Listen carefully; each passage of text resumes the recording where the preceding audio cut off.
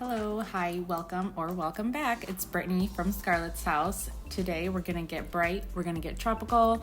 It's also kind of like a freestyle pattern, so let's have some fun and let's get started right now.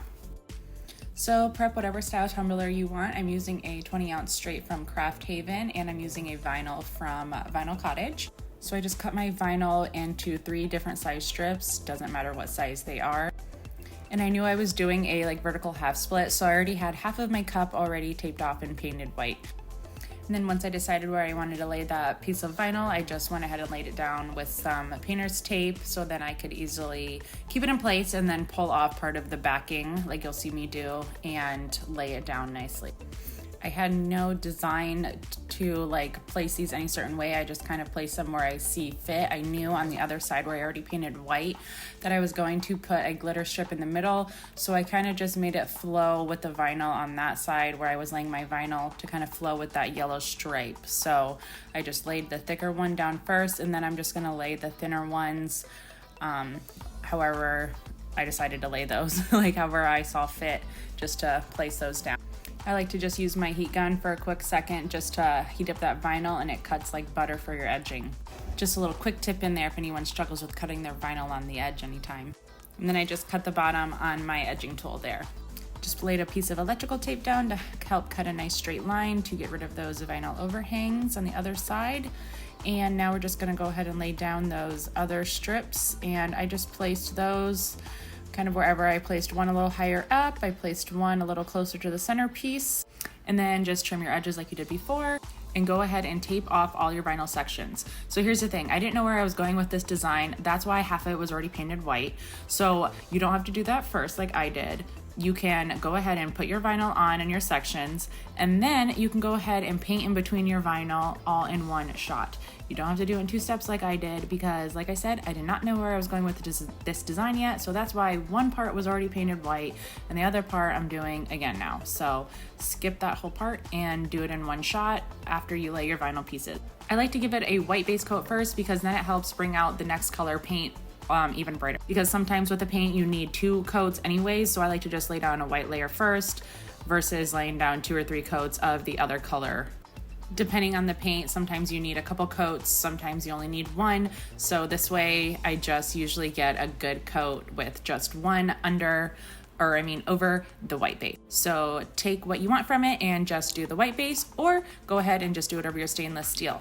And when using pop-up color paint, nice thin coats works best. I always like to dampen my paintbrush just a little bit. Don't make it wet, just make it damp. It'll help the paint glide on really nice.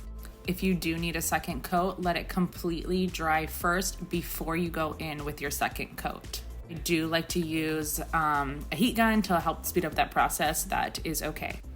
Now let's start this glitter already. We're gonna go in with some Adhesive Apothecary. I'm gonna use the thick version for this and get that on the cup. And then I'm gonna go in with some different glitters from different vendors here.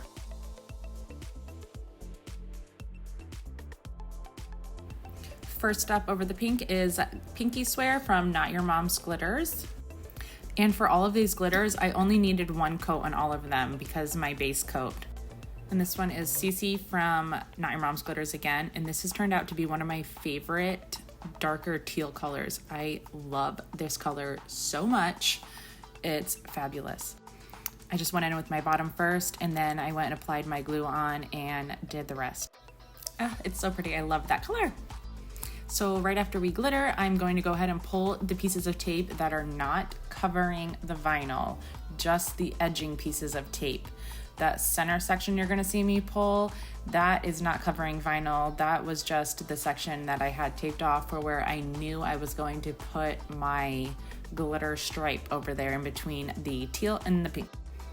Moving forward to the other sections on top and bottom of the vinyl, I decided to just continue coloring that in green and the other side pink. Like I said, this is kind of how I work. I just think I have a plan and then I change my plan, or I don't know where I'm going with my plan until I start working. So here we are.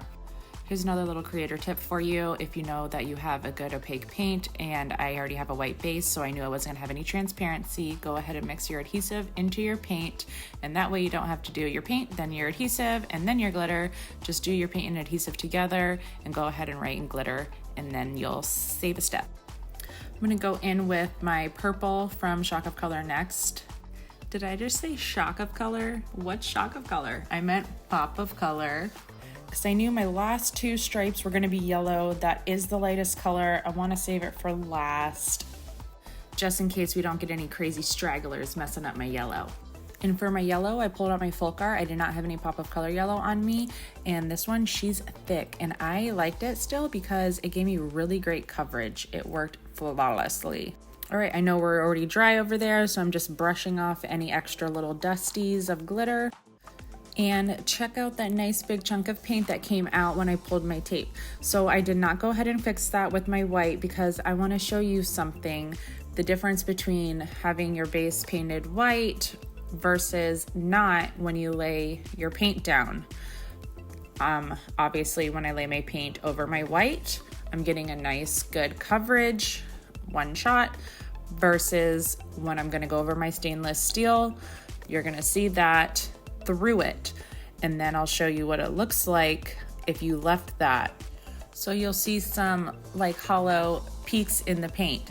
So if you have any paint chip or anything and you left that transparency in your paint, you will see those transparent spots through your glitter. So make sure you go over it and give it a second coat of paint before you lay your glitter. Or if you're skipping the white part and just painting your color paint over your stainless steel, just make sure it has a nice full coverage. Cool. I did not show the glitter color here. I must have been too invested in my audiobook at the time, but that was Purple Silk by Not Your Mom's Glitters again. And wow, I am doing great. So this one is Hemway by Peachy Olive Glitters, and I got this one a long time ago, so not sure if they still have it or not, but that's where I got it. They do have a lot of yellows though. And it's decal day. Let me revert back really quick and say after your last glitter, go ahead and peel the tape that is over your vinyl. Go ahead and seal your glitter however you like to seal it. I just go ahead and seal it with my adhesive. Then we will go ahead and give it epoxy until smooth, give it a sand, and now here we are. I do show steps of epoxy and sanding in my other videos, so I decided to just skip that part in this one. So for all my tropical leaves, I got these off of Creative Fabrica, and I just sized them different sizes because I want them on just the pink and green spots of the glitter parts. And I want some full pieces and I want some in just outline pieces, and I cut them out on a couple different colored vinyls. And I am laying them in which way, every direction, no pattern again, freestyling it, put them wherever you think they look good. This is the fun and creative part. Just lay them over each other, put some outlines over the solid ones, like offset them, don't make them line up properly, like just kind of really lay them in different ways. And for some of the ones that I wanted just the outline on, it was easier for me to just put the whole piece on and then just take off the middle part on the cup. So that way, it was just easier to weed that way for me, so. The holographic vinyl I have from Teckwrap, and then that darker purple one, I think I got that one from Banff Custom Creations. Teckwrap might have in that color too. So Teckwrap has a lot of those really shiny holographic vinyls. I really like using the Teckwrap ones, but the Banff one, she has a lot of those colors as well. And once you're happy with all of your leaf placements, I went right in with my vinyl striping, and I cut this out with the same darker purple holographic vinyl, and I cut that out at 0.09 on my Cricut, and I went in all of the spaces where the lines where everything meets, like where all the glitter colors meets, where all the glitter and vinyl meets. I just used the same color for all of it. After that, I apply Quick Coat from CC DIY over my entire cup, which I show in almost every video, and then you go ahead with your last coats of epoxy. And then I had to take this beauty outside to show you because she is shining.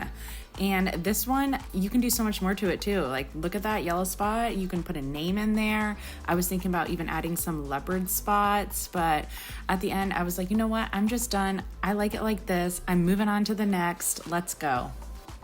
Let me know your thoughts on it in the comments. Hopefully they're good.